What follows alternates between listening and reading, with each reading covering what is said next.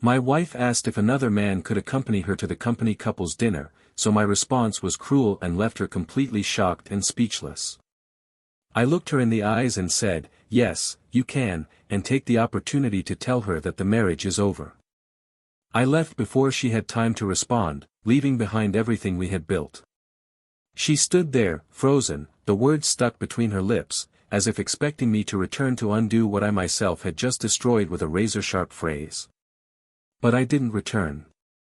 And at that moment, a door that had already creaked silently finally slammed shut with enough force to echo inside both of us for a long time. I walked straight to the elevator with my chest burning inside, as if each step away from her made me bleed a little more, but I didn't stop. I didn't even look back. I knew that if I did, maybe I would forgive. And I had already forgiven too much. No one destroys a marriage with a question like that out of the blue. She had already made her choice long before asking me if she could bring another man. That wasn't a test, nor a provocation. That was a guiltless confession. And me? I was just the last person to know. There were no tears on her face at that moment. There was only a strange calm, an almost satisfied silence, as if that freedom, even if requested indirectly, had already been lived inside for a long time. When I closed the door and got into the car, my hand trembled on the steering wheel. Not with anger, but with the dull, solid pain of realizing that something inside me, which still loved, still wanted to try, had finally died. And no matter how long you spend cultivating a love, when it dies silently, but the fall is as brutal as a scream. In the following days, the emptiness inside the house was almost deafening. Her clothes were still in the closet. Her toothbrush was still in the same place. But her scent, that perfume that mixed jasmine with vanilla, began to fade.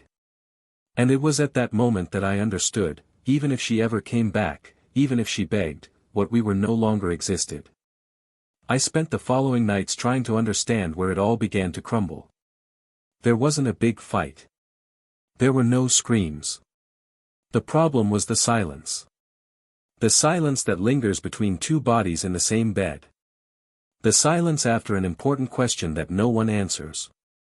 The silence after a kiss without desire. And now, all that remained was this echo, of her absence, of the cowardice in telling the truth, of the betrayal she tried to disguise as normal. That same week, she went to dinner with the other man. I knew. I was told. And you know what hurt the most? Knowing that she was smiling. Smiling as if she had never shared her life with me. As if she had never promised to build a story by my side. And maybe that's what destroys a man. Not the fact of being betrayed. But the ease with which the other person seems to move on, as if nothing had happened. As if there were no rubble where there once was a home. While she was smiling with him, I relived every conversation we had, every time she held my hand when I was lost, every time she cried on my shoulder. And now, she was smiling on someone else's shoulder. As if I were just a poorly written chapter in her story. As if I had been absolutely nothing. But time has a cruel way of arranging the pieces. And even when everything seems lost, it insists on showing the consequences of choices. Days later, he vanished. He simply disappeared from her life. Without explanations. Without messages. Without goodbye. And she was left there, alone. Alone with her own reflection. Alone with the image of someone who traded an entire love for a momentary pleasure. She tried to find me. She called. She sent messages. She showed up at the place where I used to have coffee. But I was no longer the man who waited for her. I was someone else. And this other man had learned, the hard way, what it meant to value his own peace. I forgave her. Not to get back together. But to free myself. Because, deep down, the one who forgives is not the one who accepts back. The one who forgives is the one who refuses to carry forever what they didn't choose to live. Some time later, by chance, I returned to the old house to retrieve some boxes. Things that were still there, forgotten. I went inside. Everything was the same. As if time had frozen between those walls. The room still smelled of us. But now it was a faint, distant, almost faded scent. I opened the bookcase to get my old books and, behind them, I found a small wooden box. I recognized it immediately. It was the box where I kept the most intimate things from our story. And there, among aged photos and movie tickets, was a ring. An engagement ring. Simple. But with a sincere gleam. I had bought that ring months before the betrayal. I planned to propose to her at the same lake where she once said she felt most at peace. I kept the ring, waiting for the right moment. And the moment never came. I waited. I waited for her to see me as I saw her. I waited for her to say, "Let's go together." But she said, "Can I bring another one?" And there, between my fingers, the ring no longer belonged to anyone. It was just a reminder of what could have been. I left that house feeling lighter, but with my heart still wounded. Because forgiveness doesn't erase the pain. Forgiveness only removes the person's control over their pain. From that moment on, they no longer controlled me. And that's how I met someone different. A calm gaze. A hug that felt like home.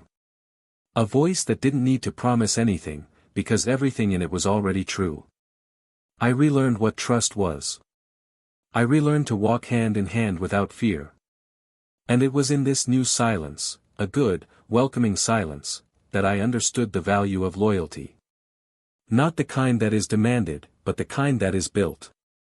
A few months later, she sought me out again. Her eyes had lost their sparkle. Her words, once sharp, now faltered. She stood there before me, like a cracked statue begging to be restored. But I was no longer the sculptor of her pain. And when she asked, "Is there still time?" I replied with a calm smile, "It's over." She stood still. And for the first time, the silence wasn't mine. It was hers. A silence full of loss, full of absence, full of longing for something that will never return. And me? I moved on. With peace. With love. With someone who never needed to lose me to value me. But what she never knew, what perhaps no one will ever know, is that I still keep the ring. Not to give it to someone else. But to remember that even the most beautiful plans, when made with the wrong person, become memories. And memories aren't worn on your finger. They're kept deep in your soul, as a reminder that loving isn't enough, if only one person loves. And the strangest thing of all, is that the last time we saw each other, she smiled. A sad, restrained smile, like someone who knows she's lost. But there was something in her eyes. Something that said she discovered a secret about me that I never told her. As if she knew the ring still existed. As if she knew where it was. But he didn't have the courage to ask. And me? I just watched, in silence, because sometimes, what hurts the most isn't the loss. It's knowing that what was once yours, is now locked in a box, at the bottom of a drawer, among letters that will never be read again. And plans that will never be lived again. Welcome to the channel. Here, we do not support and we will never romanticize it. Any form of betrayal. The stories you will hear are fictional, but they carry profound truths, because the mission is clear, to show how betrayal destroys homes, feelings, and futures. Each story is a warning. A mirror. A lesson. Prepare now to immerse yourself in an intense, realistic, and profoundly profound story. Shocking. Press play, and hold on to your heart. Noah always had a serene presence, the kind that doesn't immediately draw attention, but which, over time, becomes indispensable. He was the type of man who didn't need to say much to be understood. His restrained gestures and firm gaze conveyed a calmness that exuded confidence. Working as a civil engineer, he was methodical, patient, and not given to grand displays of affection, but when he gave himself completely. He met Emily on a cloudy Saturday, in line at a coffee shop. She was glued to her phone screen, too distracted to notice the attendant calling her. He lightly touched her shoulder and pointed with a discreet smile. It was a small gesture, but something in that moment, perhaps the gray weather, perhaps the smell of coffee, seemed to seal the beginning of something different. Emily was the opposite of him in almost everything. Communicative, spontaneous, with an easy laugh and an almost magical ability to transform any environment. She worked as a graphic designer and was passionate about details. Everything involving aesthetics, color, and form attracted her like a magnet. When she spoke about her projects, her eyes would sparkle in a way that made anyone believe in the beauty of what she created. Their relationship began gently, yet intensely. Emily was charmed by the way Noah listened to her, how he paid attention even to the most mundane everyday stories. He liked the way she gestured when she was excited, the lightness she brought to daily life, as if the world, by her side, was less arid. In a short time, weekend getaways became routine, and in less than a year, they decided to live together. The apartment was small, with a modest view of the low tree street, but it was theirs. They decorated every corner carefully, she, with colorful paintings and an abundance of cushions, he, with neatly arranged books and a vinyl collection inherited from his father. Little by little, they built a home. A real home, with the smell of pancakes on Sundays, muffled laughter in the middle of the night, and discussions about which series to start watching. There was affection in the details, in the messages left on the refrigerator door, in the notes hidden between the pages of books, in the hugs that ended difficult days.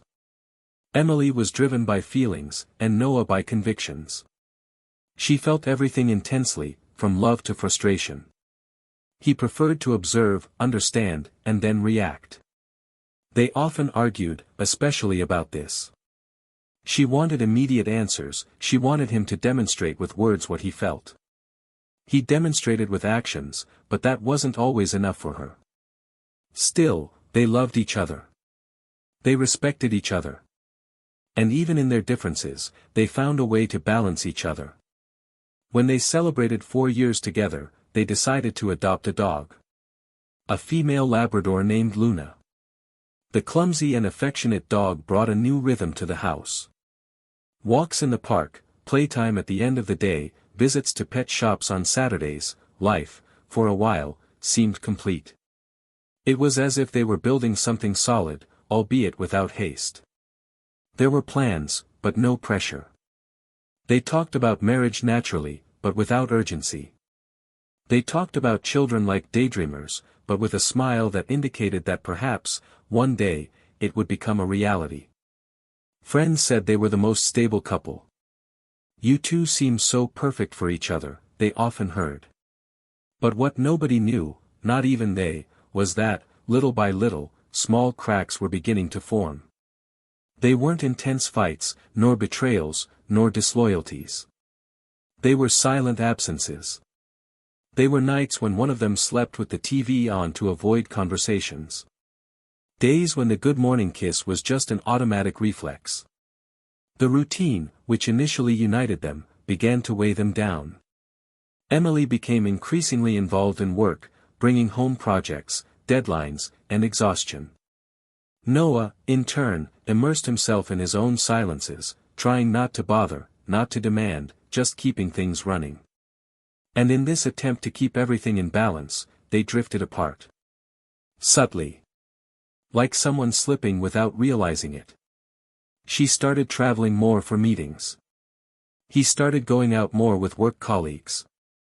Luna sometimes became the only link between them, the only one who still received their attention and affection, even on days when they hardly spoke to each other.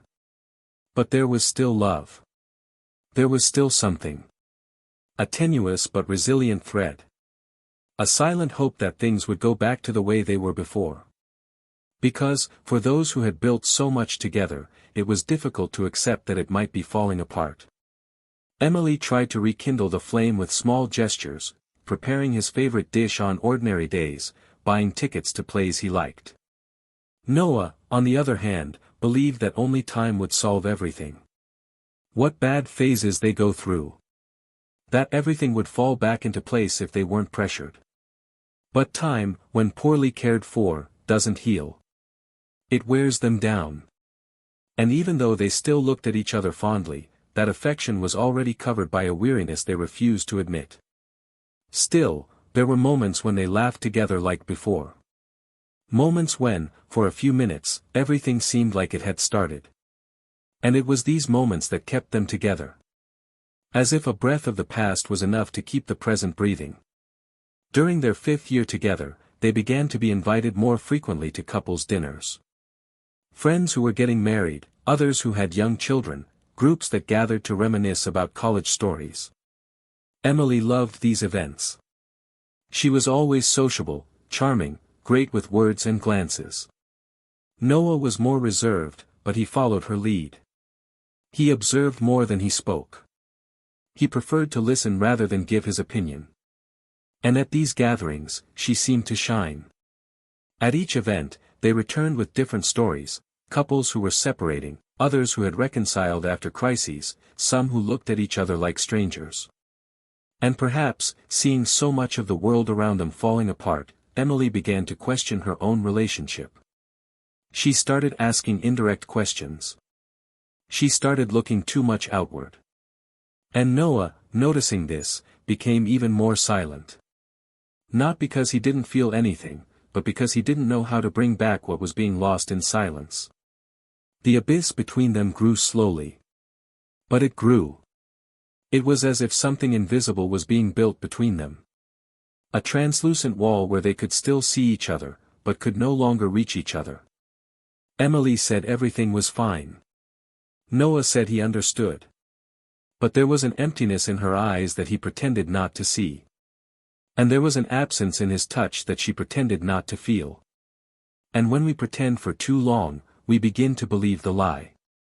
They continued going to dinners, continued laughing at gatherings with friends, but they would return home and each go to a corner of the sofa. She with her cell phone. He with a book. And Luna, there in the middle, trying to fit between the two bodies that once sought each other and now only coexisted. They still slept together. They still hugged sometimes. But it wasn't like before. And even if there wasn't a concrete reason, a drastic event, the wear and tear of a love that, day after day, was suffocated by routine, by the lack of dialogue, by the absence of intention, was already felt. Emily began to change small habits. She started using a different perfume. She changed her hairstyle. She went out alone more often. She came home later. When he asked, she smiled and said she needed space, air. And he, fearing to pressure her, said it was okay. There was still a timid hope within Noah. Something that told him it was just a phase. That she would come back. That they would come back. After all, they had a history. They had roots. They had Luna. But roots don't always hold the trunk when the wind is too strong. And the winds were beginning to blow. Until that day. The day she, with the calm of someone asking a simple favor, inquired if she could bring another man to the company dinner. He wasn't a friend. He wasn't just any colleague. He was someone interesting, as she put it. And what came next, well, that part of the story will be told later.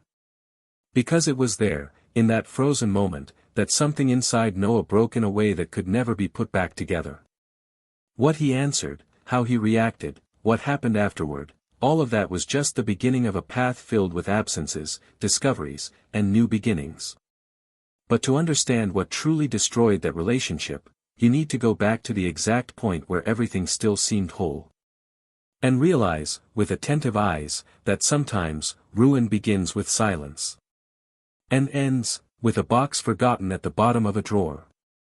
The dinner had happened months ago, but the memories still returned with the clarity of a movie he couldn't stop watching. Noah had moved on, or at least tried to. He changed apartments, altered his routine, learned to appreciate the silence without it hurting so much. But there was still a kind of emptiness inside him that neither time nor new habits could completely fill. Emily, on the other hand, had become a shadow of her former self. People who knew her noticed the difference. Her smile no longer had its sparkle, her gaze was always distant, and her gestures, once full of life, had become hesitant, as if she carried the weight of a wrong decision in every movement.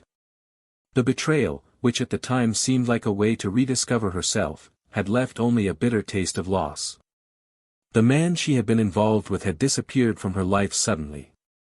No explanation, no goodbye. And now, months later, she was alone, facing the consequences of everything she had destroyed. Noah no longer thought of her with anger. He had given up looking for someone to blame.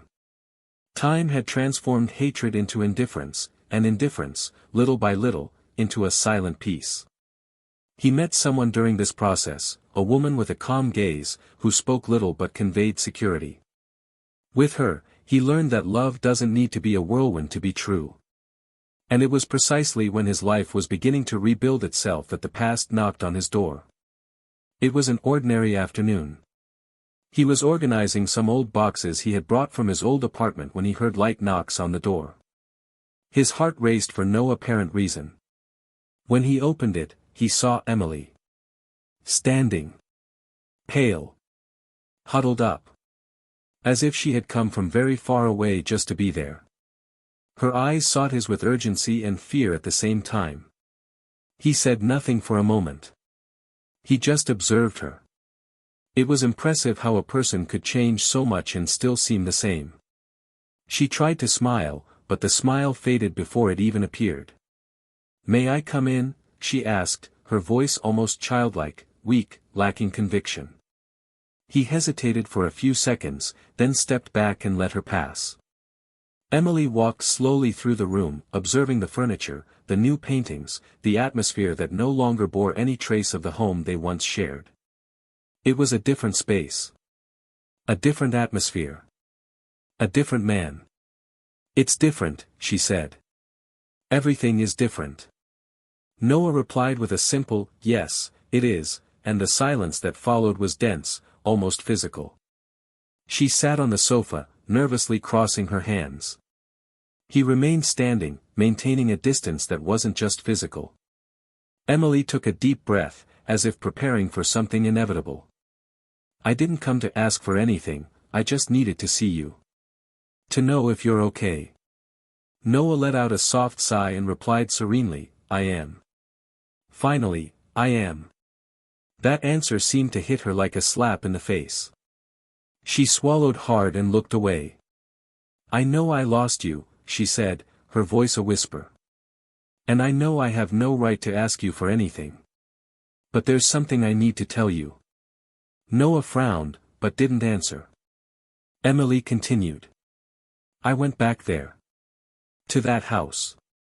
I went to get some of my things. And I found a box. A wooden box, kept at the back of the living room closet. It was yours, I know it was." I opened it. His heart raced again. He knew which box she was talking about. The box where she had kept everything that once represented their love. And inside it, something she never knew existed. "I found a ring," she said, her voice breaking between words. "A simple ring, but with our names engraved inside." Her eyes filled with tears.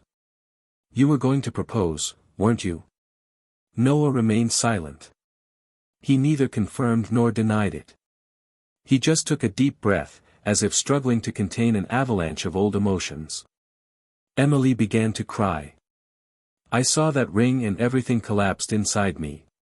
Because at that moment I realized what I lost.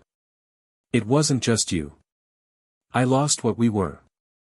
I lost the only thing that was ever real." Noah approached slowly. There was sadness in his eyes, but also a firmness that hadn't been there before. "I was going to propose, yes," he replied calmly. "Back then I believed we were ready, even with the silences, even with the differences.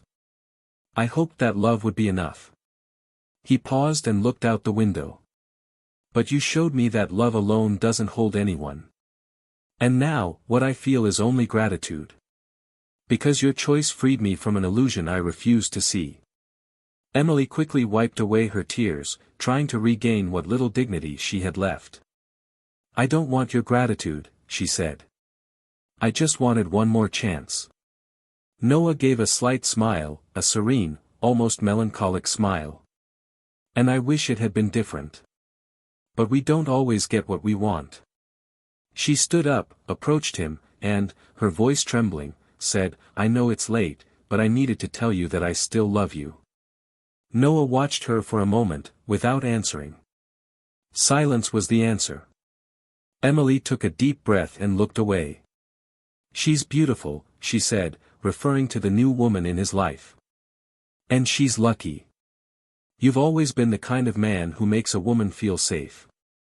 Noah simply replied, she didn't have to lose me to realize that. The words came out softly, but sharply. Emily closed her eyes, trying to hold back tears. Do you still have the ring? She asked suddenly, in an almost hopeful tone. Noah walked to the shelf, opened a small drawer, and took out the wooden box. The same box she had found. He held it in his hands, looking at the object with a mixture of nostalgia and relief. I do, he said. But not because of you. She looked at him, confused. Then why? Noah took a deep breath. Because he reminds me that even the most beautiful plans lose their value when they are made for the wrong person. Emily began to cry again, now uncontrollably. The tears flowed with the force of everything she had repressed for months. I deserve this, she murmured. I deserve every second of the pain I feel. Noah approached slowly, placed the box in her hands, and said, No, you deserve to remember. The pain passes, but the regret remains if we don't learn from it. Emily looked at the ring inside the box, as if she were facing a life she would no longer live. What are you going to do with it? She asked. Nothing, Noah replied. It's done what it needed to do. It taught me the value of not insisting on someone who doesn't want to stay. She looked up and stared at him. And does she know? She asked, referring to his new wife. Noah nodded. She knows. And that's why I'm at peace. The answer made him seem light, almost untouchable. Emily, on the other hand, seemed diminished, fragile, like a memory that fades with time. The conversation stretched on for a few minutes in a silence heavy with everything that had never been said. Emily stood slowly, walked to the door, and turned around one last time. I hope that one day you can forget what I did. He replied without hesitation, I already have. What remains is what I learned. She nodded, with a sad smile. You were always better than me. Noah shook his head. No. I just loved differently. She held the doorknob, hesitated, and before leaving, said, If I had found that ring sooner, none of this would have happened. He approached, looked into her eyes, and said calmly, Perhaps fate knew you weren't ready for it. Emily left. And the sound of the door closing seemed final. When he was alone, Noah looked at the box again. He picked up the ring, observed the faint reflection of the light on the metal, and put it back. Not as a memento of a lost love, but as a symbol of something greater, of the strength to rebuild after being shattered. On the other side of town, Emily walked aimlessly, with the box in her hands and the weight of a life that could have been different. And, in that instant, the universe seemed to whisper the same truth to them both, that there is no deeper wound than realizing, too late, the value of those who remained when everyone else was gone. Time passed as it always does, without asking permission and without giving guarantees. The seasons changed outside, and within each of us, other changes occurred, silenter, deeper, more permanent. Life went on, as it always does, but with marks that not even time dares to erase. Noah followed a new path, a path of true reconstruction, one that demands courage to abandon not only the past but also the old version of himself. It wasn't quick, nor easy. Rebuilding oneself after an emotional fall is not a task that can be solved with advice or distractions. He had to relearn to trust, to breathe lightly, to sleep without the weight of unanswered questions. And the hardest thing of all, he had to accept that not all love deserves to be saved. The woman who entered his life during this process, Hannah, was like a breeze after a storm that had been too long. He didn't need to prove anything. He didn't force healing. She simply stayed. Through good days, cloudy days, silences, and simple laughter. With her, Noah learned that healthy love is calm, and that true love isn't about losing yourself in someone, but about finding yourself in their presence. Conversations flowed without demands, silences weren't heavy, and plans came naturally, without fear of failure. He allowed himself to dream again, but this time with his feet on the ground and a stronger heart. There was no more anxiety to please, nor the desperation to be chosen every day. He was chosen, yes, but by someone who didn't need to lose him to understand his worth. And that made all the difference. Emily, after that visit, was never the same again. She left the apartment with the box in her hands and tears in her eyes, but it was what came after that truly transformed her. The following days were a painful inward journey. Alone, she faced the consequences of her choices. The emptiness she felt was no longer the other man's. It was her own. It was the hole opened by each thoughtless decision, each prolonged silence, each unrequited affection. She had lost a man who loved her with a rare depth, and there was nothing more she could do to recover that. She tried to focus on work, friendships, the trips she always postponed, but nothing filled the void. Smiles came, but they didn't last. Distractions worked, but only until night fell. Because it's always at night that regrets whisper loudest. And she heard each one of them, night after night. She moved shortly after. A new city, a new apartment, a new name on the mailbox. But the walls still reflected echoes of what she left behind. She kept the box with the ring on a high shelf, out of sight, but close enough to remember that certain mistakes cannot be erased. Emily didn't become a villain. Nor a monster.